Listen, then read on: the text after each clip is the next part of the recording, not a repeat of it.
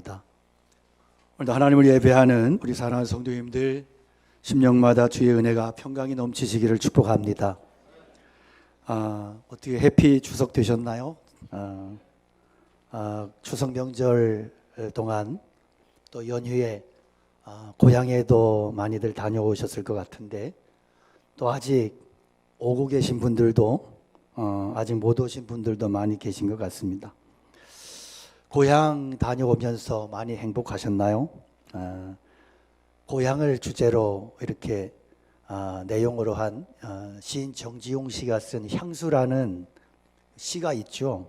노래로도 많이 불려지고 애창되는 곡인데, 넓은 볼 동쪽 끝으로 옛 이야기 지줄대는 실개천이 휘돌아 나가고 얼룩배기 황소가 해설피금빛 게으른 울음을 우는 곳, 그것이 차마 꿈에 느리칠이야. 뭐 이렇게 가는 노래인데 핑계김에 한번 했습니다. 어떻게 이런 그림 같은 향수 같은 고향을 두셨는지요?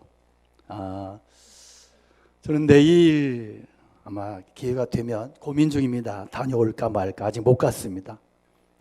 고향 다녀올 때마다 그런 생각합니다. 고향은 그곳 사람들이 좋으면 좋은 고향이고 그곳 사람들이 나쁘면 나쁜 고향 되더라 하는 생각을 합니다. 그래서 제 주변에 어떤 분은 자기는 고향을 향해서 오줌도 안 싼대요. 왜 그러냐 그랬더니 고향에서 그 친척들로부터 너무 상처를 많이 받아서 자기는 고향을 생각하면 치가 떨린다는 이야기를 하더라고요. 그래서 제가 그렇구나, 고향도 교회도 가정도 사람이 중요하구나. 아무리 대궐 같은 집을 지어도 그 사람이 안 좋으면 그 가정은 안 좋은 가정 되고요. 교회도 큰 예배당 지어놔도 그 예배당 안에 있는 성도들이 건강하지 못하고 은혜롭지 못하면 그러면 굉장히 안 좋은 그런 교회가 되고, 고향도 그렇고, 그리고 오늘 본문을 보니까 예루살렘 성벽도 예루살렘 성도 동일한 원리가 적용이 되는 거예요. 예루살렘 성벽이 완공된 것은 6장이고 7장에 보면 느헤미야가 그런 고민을 해요. 누구를 이주시킬까? 그런데 고민하면서 기도하면서 바로 이주시키지 않습니다. 왜 그러냐? 여러분, 큰 집에 산다고 큰 사람 아니에요. 그죠? 좋은 환경에 산다고 좋은 사람 아니에요. 예루살렘 성이 거룩하다고 그곳에 들어가 살면 다 거룩해지는 거 아니에요. 거룩을 사모하고 거룩을 위해 몸부림치고 거룩을 위해 헌신하는 백성들에 의해서 그 도시가 성이 거룩해지는 겁니다. 결국은 사람이더라. 사람이 중요한 거예요. 우리 느헤미야서를 보면 처음에는 회파되고 무너진 성벽이 문제였어요. 그래서 느헤미야가 이 성벽을 세우느라고 최선을 다해요. 백성들이 목숨을 걸었어요. 그래서 그럴듯한 성을 세웠어요. 하지만 문제는 유다인들의 심령이 피폐해진 거예요. 여전히 공허한 거예요. 성벽 건축할 때는 정신이 없었는데 건축 끝나고 나니까 이들의 심령이 공허해진 거예요.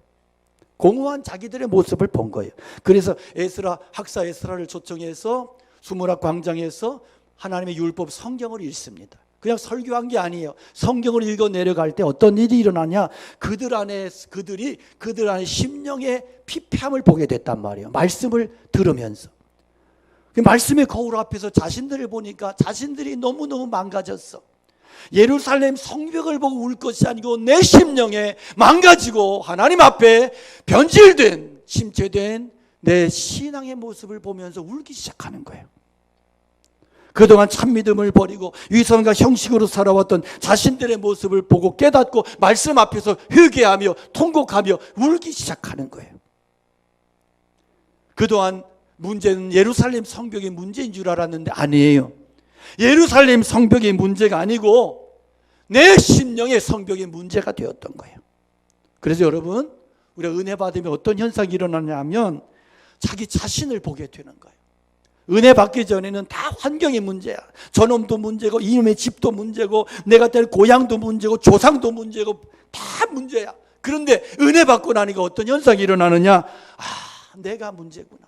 게으른 이놈이 문제고 부패한 이 심령이 늘 죄 속에서 죄를 사모하고 즐기는 이놈이 문제고, 형식적인 은혜도 받지 못하면서 믿음이 있는 척하는 내가 위선자였구나. 내게 죄인이었고 그래서 내가 다른 사람을 판단하고 있었구나. 여러분, 말씀이 임하고 은혜가 임하면 내 내면의 세계가 보이기 시작해요. 처음에는 무너진 성벽 때문에 울고불고 했어요.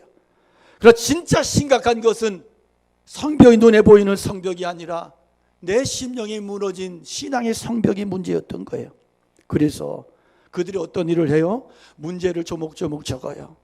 우리가 이방과 결혼하고 막 섞여 살면서 하나님 팔아먹었구나. 우리는 이방의 자녀들을 이방인과 결혼시키지 않겠습니다. 믿음의 세대, 믿음의 가정을 회복하겠습니다. 안식일을 목숨 걸고 지키겠습니다. 성전세와 10의 1조를 드리며 첫 열매를 여호와께 드려서 하나님의 성전의 기능을 회복하고, 그래서 영양을 세상으로 거룩한 영양을 흘러보내는 이 사명을 감당하겠습니다. 이렇게 그들이 이 내용에 서명을 하고 도장을 찍고 결심을 했던 것이에요. 우리 이것을 통해서 알 수 있는 게 뭐냐? 믿음이 연약할 때는 환경만 보여요. 주변만 보여요. 믿음이 깊어지면 내 속이 보이기 시작해요. 다른 사람이나 환경이 문제가 아니에요. 내가 문제예요. 그리고 내 안에 무너진 것들을 하나씩 하나씩 회복하기 시작하고 결심하고 기도하면서 내 안에서 하나님의 역사가, 거룩한 역사가 시작이 되는 것입니다. 본문에는 예루살렘에 거주하는 백성들이 나오는데, 이게 성벽만 건축한다고 사람 살 수 있는 환경이 아니에요. 여전히 쓰레기더미예요. 여전히 폐허더미예요. 그 속은 엉망진창이에요. 성벽만 세웠을 뿐이에요. 그 주변 사람들이 계속해서 호시탐탐 엿보고 있어요. 사마리아 총독 산발락과 게셈과 뭐 이런 도비아, 암몬, 모압, 무서운 대적들이 여전히 시퍼렇게 살아 있어요. 성벽 제거를 했지만 앞으로 안으로는 살만한 환경이 전혀 못 됐습니다. 밖으로는 외세의 침입에 여전히 불안에 떨어야만 했어요. 그렇다고 비워놓을 수 없잖아요. 누군가 살아야 되잖아요. 누가 살면서 그 성을 이렇게 발전시키고 그리고 그 성 안에서 헌신하고 하면서 정말 성다운 성을 만들어야 되는데 누가 이 일을 할 수 있느냐? 과연 누가 예루살렘에 거주할 수 있느냐? 이 느헤미야 11장은 그래서 불안과 불편의 현실을 외면하지 않고 예루살렘 성에 들어가 살겠다고 결심하고 서원하는 사람들이 등장을 하는데, 여러분, 이 사람들이 예루살렘 성 안에 들어가서 사는 게 행복해서 누구 말대로 로망이어서 그랬느냐? 천만의 말씀이에요. 예루살렘 성에 들어가 사는 것은 고난이에요. 고통이에요. 헌신이에요. 손해보는 거예요. 그럼에도 이들이 어떻게 예루살렘의 성 안에 들어가 살기로 결심했느냐? 나의 좋은 것을, 나의 평안과 유익을 따진 게 아니에요. 이것이 하나님께 영광이 되느냐? 하나님의 뜻에 부합하냐? 하나님이 기뻐하시는 일이냐? 하나님 보시기에 옳은 일인가를 봤던 거예요. 그래서 예루살렘 성에 들어가서 살기로 결심했던 거예요. 제일 먼저 지도자들이 먼저 들어갑니다. 그래서 1절에 보면 백성의 지도자들은 예루살렘에 거주하였고, 가장 먼저 백성의 지도자들이 들어가요. 집이 건축되지도 않았어요. 그런데 혼자 들어가는 게 아니에요. 요즘 뭐 시골에 발령받으면 그러면 가족은, 처자식은 서울에, 그리고 본인은 세종시에 이러는 게 아니에요. 같이 들어가요. 같이 들어가. 같이. 건축이 되지도 않았는데 가족들의 동의도 얻어야 되잖아요. 굉장히 힘든 일이에요. 요즘은 가족들이 동의가 안 되면 되는 일이 없어요. 세상에. 그러니까 그러잖아요. 우리 어르신들이 꼰대가 좋았어. 꼰대가. 요즘은 꼰대하면 다 이혼하고 지방 풍비박산 나니까. 그런데 이들을 설득시켜서 함께 들어가야 되는데 그 일을, 역할을 누가 하느냐? 가장 먼저 지도자들이 감당하는 거예요. 내가 해야지, 우리가 해야지. 세상 지도자들과 전혀 다르다. 그래서 그리스도인의 가정은 세상과 달라야 되는 거예요.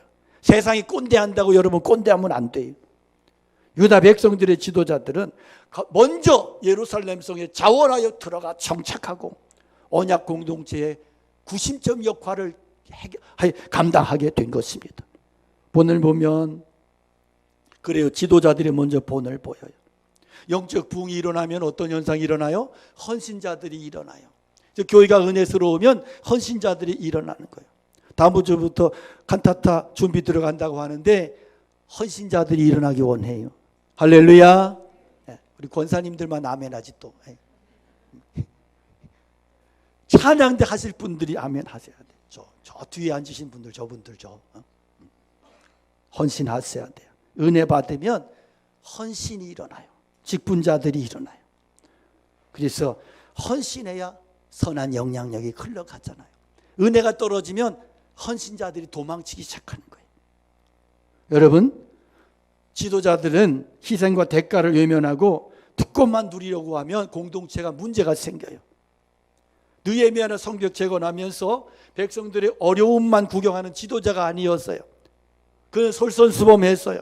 편안하고 안정된 자리를 떠나서 조국 예루살렘에서 회파됐다는 소식을 듣고 몇 날 며칠 금식하며 통곡하며 그렇게 하나님 앞에 결심하고 하나님의 응답받고 사명을 회복하고 반납하며 모든 월급까지 연봉까지 반납하며 헌신했잖아요.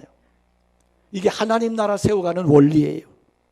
오늘 우리 시대 가정, 교회, 민족이든 앞선 지도자들이 먼저 헌신하고 희생해야 될 줄로 믿습니다. 교회도 목회자를 비롯한 앞선 중직자들이 먼저 시간, 물질, 땀, 헌신이 있어야 주님의 교회가 건강하게 세워지는 거예요. 우리 정치 권력을 보십시오. 권력자들 보십시오. 그들 안에 선한 게 없잖아요. 뭔 헌신이 있어야 자기들의 출세만을 위해서 목숨을 걸고 상대를 죽이기에 혈안이 돼 있고 이런 거 본받으면 안 되는 거예요. 저는 제 교회 안에서도 교단 안에서도 정치를 제가 이렇게 가까이 하지 않는 이유는 그런 거 가까이 하면 자꾸 망가지더라고. 사람 미워하게 되고 그저 권모술수하게 되고 교회 정치도 똑같더라. 별 다를 게 없어. 그런 거 잘할 역량이 있으면 저는 그럴 만한 큰 그릇이 못 되니까 그냥 하나님 바라보고 그냥 목회하기도 바쁘고 설교 준비하기도 그냥 버거운데 중요한 것은 하나님을 두려워하는 자들이 서야 되는 거예요. 하나님을 두려워하는 진실한 지도자들이 나와 줘야 되는 거예요. 오늘날 많은 성도들이 축복을 원해요. 그런데 어떤 길이 축복의 길인가? 그 길을 알기 위해서 백날 축복을 보여달라고 축복의 길을 보여달라고 기도할 필요가 없어요. 왜냐하면 축복의 길은 그렇게 어렵지 않아요. 발견하는 것은. 축복의 길은요 대부분이 사람들에게 인기가 없어요. 축복이라 그러는 게 자꾸 이기적인 것만 생각하지 마세요. 그리스도인이 됐으면 성경적인 축복, 하나님이 말씀하시는 축복의 눈이 열려야 되는데 하나님이 말씀하시는 성경적인 축복의 길은 사람들에게 인기가 없어. 사람들이 탐내는 길은 결국은 마침내는 당장은 좋아 보여도 결국에는 저주의 길이고 심판의 길이고 멸망의 길이에요. 주님께서 우리에게 뭐라고 말씀하세요? 축복의 길은 좁은 문이고 좁은 길이라고 말씀하세요. 들어가는 문도 좁고 걸어가는 길도 좁다. 이게 축복의 길이에요. 우리가 걸어가야 될 길이라고. 근데 오늘날 교회들이 하나같이 좁은 길을 외면하고 있다는 거예요. 강단에서는 더 이상 좁은 길을 설교하지 않아요. 그 이유가 주님이 그렇게 십자가로 넓은 길을 만들어 놨으니까 예수 믿는 우리들은 예수님의 그 이름을 빙자해서 축복의 길을, 넓은 길을 마음껏 누리고 살아가야 된다. 이게 축복의 종교, 번영의 신앙, 잘못된 복음, 변질된 복음이에요. 그러다 보니까 이런 식의 설교가 자꾸 난무하고 신자들은 그렇게 자꾸 위로만 받으려고 그러는 거예요. 여러분 분명히 아십시오. 십자가와 고난과 헌신이 없는 천국은 없다는 거예요. 천국 팔아서 세상 사는 기독교, 이것을 성경은 십자가의 원수라고 말씀하는 거예요. 그래서 우리 신앙으로 살려고 하면 계속되는 갈등을 극복해야 되는 거예요. 끊임없이 갈등을 극복해내야지. 갈등이 온다고 힘들다고 갈등마저 포기해버리면 내 영혼이 썩어버리는 것입니다.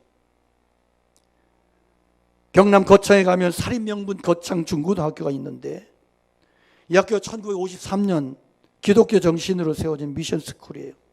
교훈이 뭐냐면 여호와를 경외함이 지식의 근본이 교훈이에요.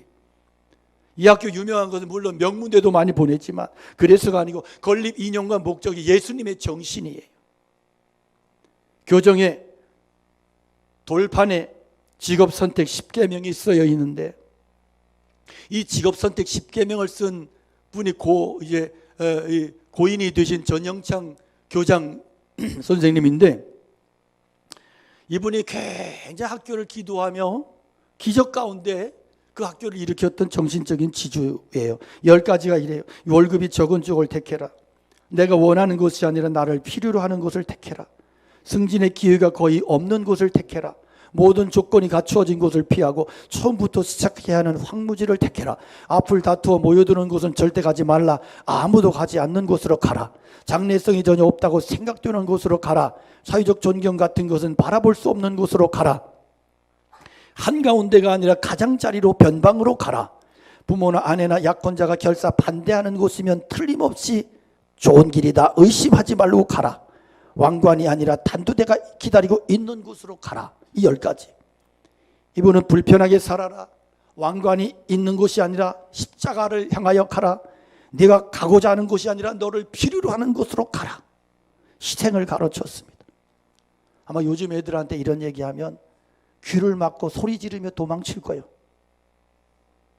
바로 직전 교장이었던 김선봉 교장은 인터뷰를 통해서 우리 학교 출신들이 나중에 총리나 장관이나 국회의원 같은 이런 사람들이 적게 나왔으면 좋겠다. 이런 사회적인 출세를 열망하는 사람들이 적었으면 좋겠다. 그런 학교 누가 할까? 그런데 그 학교가 좋은 학교예요. 이게 예수님의 십자가 영성이고 세상을 이기는 믿음이에요.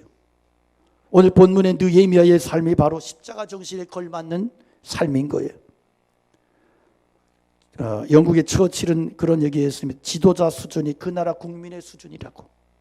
그래서 우리가 정치를 위해서 기도해야 되는 것은 정치가 개판이 되면 국민들의 정신도 엉망이 되는 거예요. 참 이 나라는 참 안타까운 거예요. 여러분 국가를 위해 기도하십시오.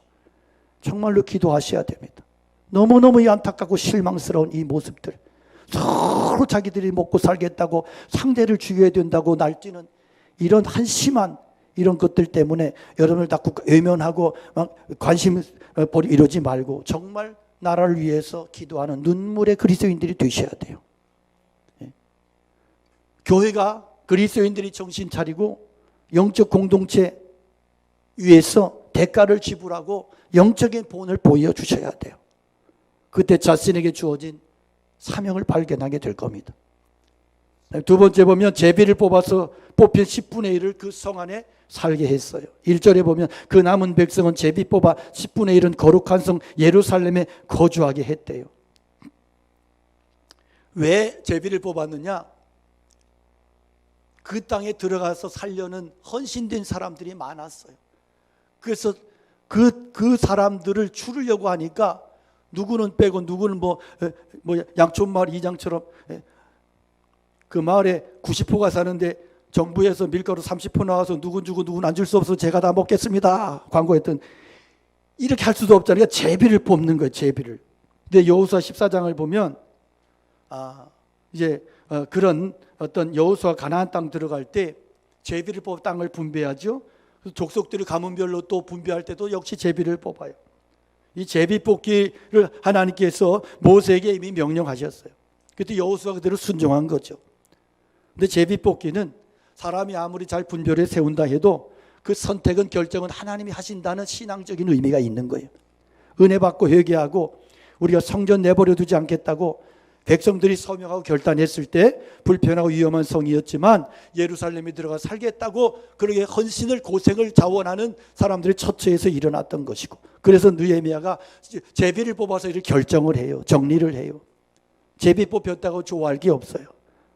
뽑혔기 때문에 고생문이 널려졌어. 더 많이 수고해야 되고 더 많은 희생을 고통을 감수해야 되고, 이것은 교회 직분자의 원리도 동일해요. 교회에서 직분자 되면 이거 어떤 권세를 누리는 게 아니에요. 더 많은 시간 헌신해야 되고 헌금도 더 많이 해야 돼요. 책임이 더 많이 따라요. 더 많이 수고해야 돼요. 그런데 나중에 들어오는 것은 칭찬보다 욕임, 비난이 많이 들어와요. 그래서 어떤 분들 이 직분을 오해하면, 명예로 오해하는 사람은 막 장로 되겠다고 애를 써요. 이런 사람 나중에 결과가 안 좋아요. 그렇게 되는 거 아니에요. 그래서 어떤 사람 꾀 부리는 사람들은 피해 도망쳐요. 그 사람도 좋은 사람 아니에요. 하나님 앞에 기도하며 주님 앞에 순종하며 내게 맡겨진 사명을 위하여 그렇게 내가 감당해야 되는 거예요. 그런데 이게 사명인 거예요. 왜 이 직분, 왜 수모를 감당해야 되느냐? 하나님이 나를 선택하셨고 내게 하나님이 주신 사명이니까 하는 거예요.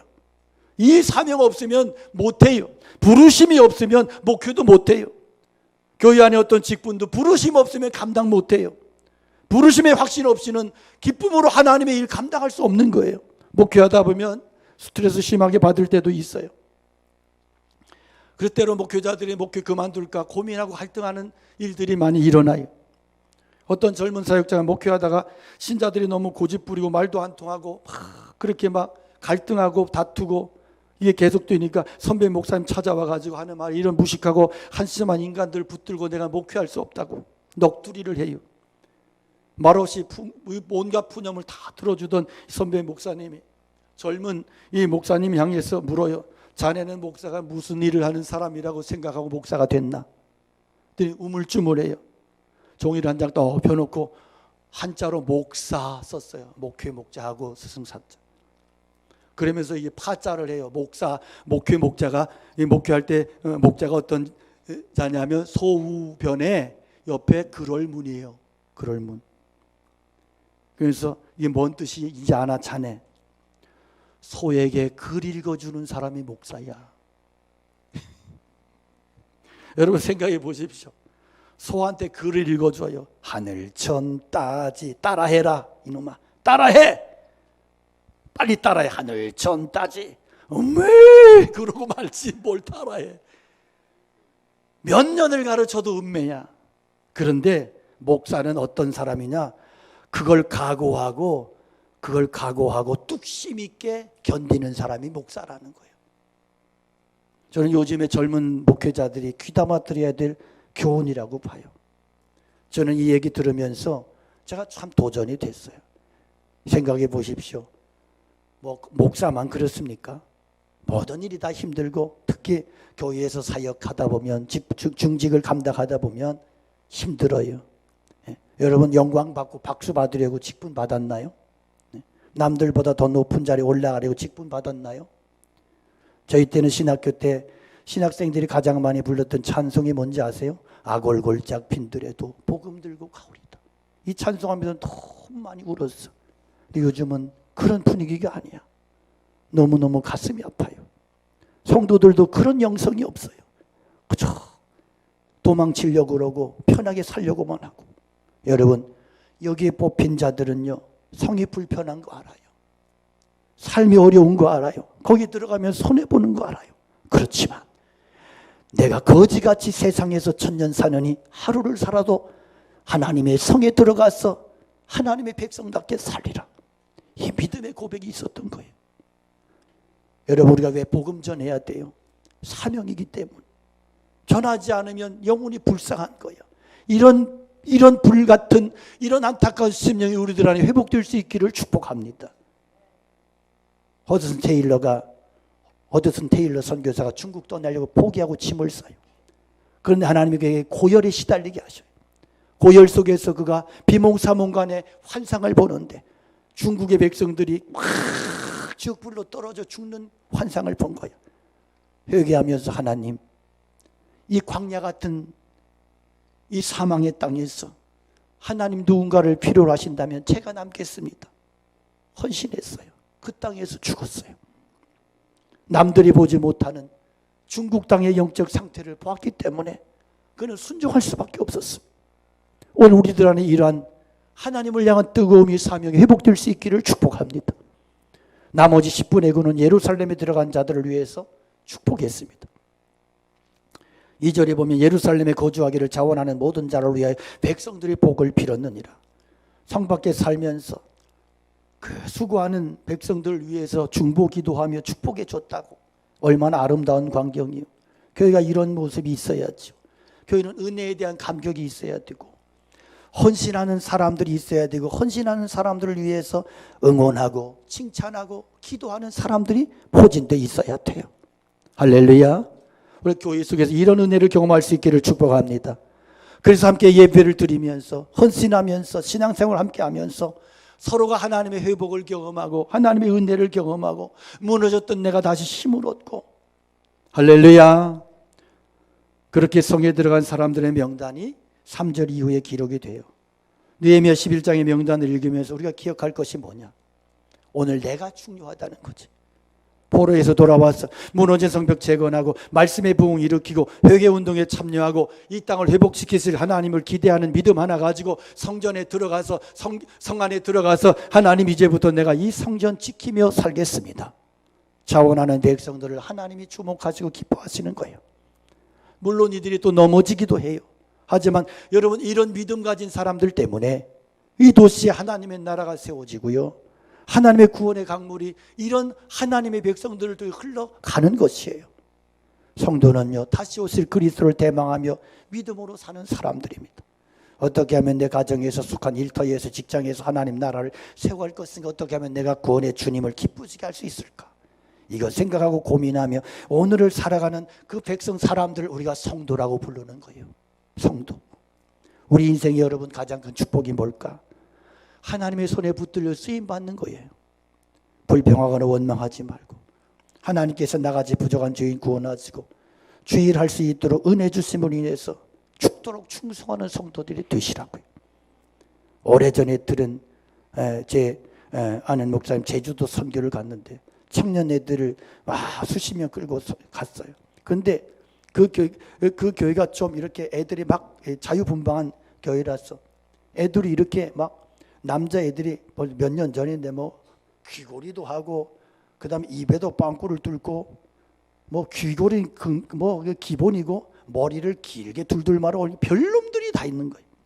그런 놈들 그 제주도 선교를 갔는데 오죽하겠어요. 그래서 집회를 하고 첫째 날 집회하고 둘째 날 집회하고 그리고 이제 계속 전도를 나가는 거예요. 그런데 3일째 됐는데 이렇게 막 단풍머리하고 귀걸이하고 그리고 코걸이하고 이런 놈들이 한 4-5놈이 그룹이 지어서 몰켜 다녔었는데 이 놈들이 셋째 날 저녁에 와가지고 교회 와서 막 울더래. 막 겁나게 흐느껴 울더래. 막 쪼리 슬리퍼 신고 막 문신 팔뚝에 문신하고 이런 놈들이 울더래. 그래갖고 나오라 그랬대. 니들 왜 우냐? 우는 사정을 좀 얘기해라. 그랬더니 그놈들이 앞에 나와서 뭐라 그러냐면 하나님이 자기 같은 죄인을 써주신 게 너무너무 감격스럽다고 믿겨지지 않는다고 울더래요. 그래서 그 악당 놈들이 우니까 어떻게 됐겠어? 다 뒤집어졌지. 다 청년 뒤집어졌지. 야, 저런 놈도 쓰시는구나. 할렐루야. 여러분 쓰임받는 것이 축복인 것을 아시고 감사하십시오. 쓰임받는 것 피해서 도망치면 여우 피하다 곧 만난다고 우리 인생 불행에 치는 거예요. 우리 교회가 뭘 내가 얻어서 누리려고 하는 교회 되지 말고 주님 오시는 그날까지 주님의 손에 붙들려 쓰임받는 그런 믿음의 성도들, 신실한 주의 충성스러운 성도들이 되시기를 축복합니다. 우리가 신앙생활 하면서요, 부담감의 은혜를 누려야 돼요. 부담감의 은혜. 그러니까 오늘날 교회가 너무 성도들이 부담스러워하니까 부담 안 지우려고 다 그런 식으로 가니까 교회가 자꾸 무너지는 거예요. 성도들 안에 헌신이 자꾸 사라지는 거예요. 여러분 신앙생활 하면서 부담이 주는 은혜가 있어요. 부담이 주는 은혜가. 목사로서 부담이 있지만 제가 목사로서 헌신하고 그래 충성하고 그러면서 하나님 부으시는 은혜가 있다고. 저 이전 교회에서도 교회 짓네 땅 사네 뭐 교회 건축 안에 다 풀어내고 정말 그렇게 살았어요. 목회 사례비도 안 받고 살기도 했어요. 그런데 그러면 강팍해지는 아니요. 영적으로 너무너무 풍성해져요. 정말 세상과 나는 간 곳 없고 구속한 주님만 보여. 이 부담의 은혜를 두려워하니까 부담의 은혜를 피해 도망치니까 영혼이 썩어버리는 거예요. 하나님 앞에서 뜨거운 심령이 죽어버리는 거예요. 부담을 피해 도망가지 마시고 부담감을 하나님 내게 주셨다면 내가 감당하라고 하는 은혜구나. 감당해야만 되는 사명이구나. 붙잡고 씨름하고 기도하면 하나님께서 넘치는 은혜를 부어주실 줄로 믿습니다. 할렐루야. 예나 지금이나 우리에게 가장 두려운 게 미래에 대한 불안이요. 이거 이길 수 있는 방법이 뭐냐? 부흥의 불길을 지속시켜 가는 거예요. 그러기 위해서 성도들이 열심히 모이고 두려움과 불안을 극복할 수 있는 뜨겁고 순수한 말씀이 선포되어야 되는 것입니다. 그리고 하나님의 나라와 거룩한 믿음의 가치를 위해서 다른 것들을 희생할 수 있는 결단과 헌신이 일어나야 되는 것입니다. 이렇게 믿음의 행진을 계속해 나갈 때 하나님께서는 저와 여러분을 통해서 하나님의 거룩한 역사를 이루어 가실 줄로 믿습니다. 요단강이 갈라지고 여리고성이 무너지는 하늘의 기적과 승리와 영광스러움을 누리게 하실 줄로 믿습니다. 할렐루야. 우리 함께 말씀 기억하면서 찬양 올려드리겠습니다.